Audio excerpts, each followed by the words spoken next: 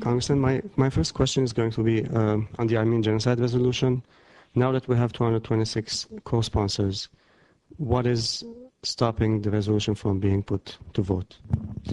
The first thing that has to happen is that the Speaker has to order that this become an issue that will go to committee, be debated, and then be brought to the floor. So the process starts with her.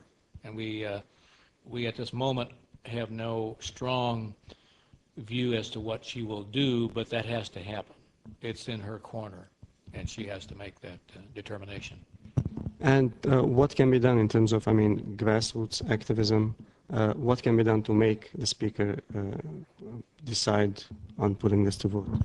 Well, I think grassroots activism does work, but also I think the Armenians throughout the country ought to be poised to say something, do something, create at least some information so that people will know that this is something that may come up or should come up, certainly should come up.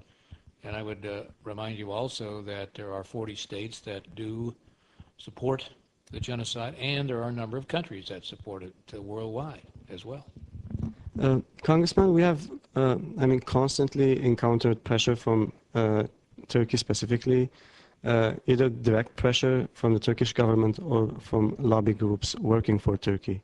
Have you noticed some difference in the way they have approached this issue, especially in the past year?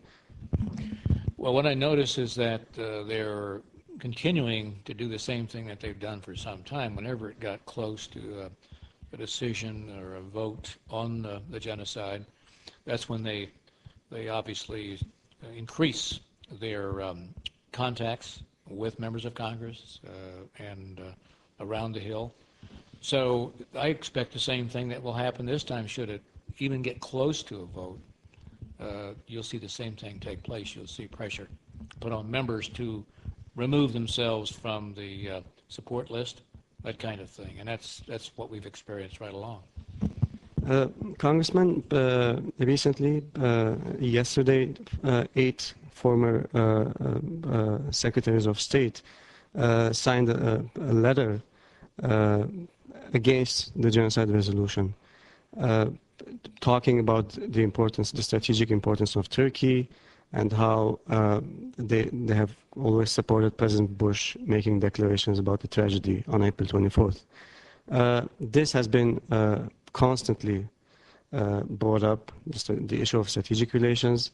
How do you view that?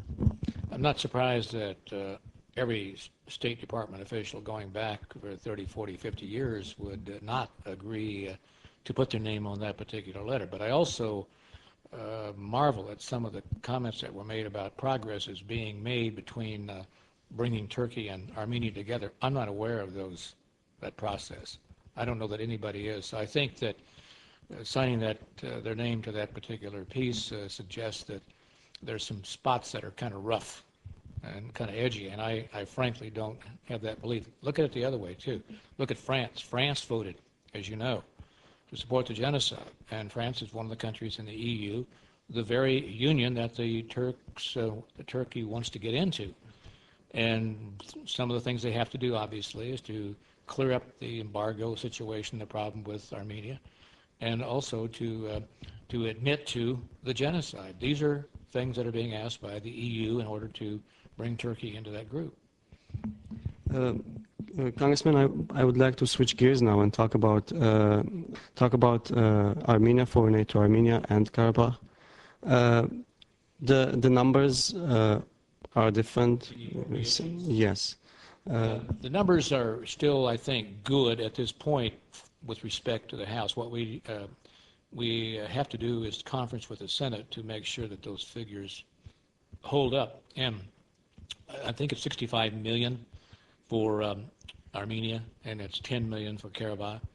These numbers we want to hold on to and increase if we possibly can, but it all has to take place in a conference between the House and the Senate. That hasn't happened, and I can't tell you exactly when that will happen.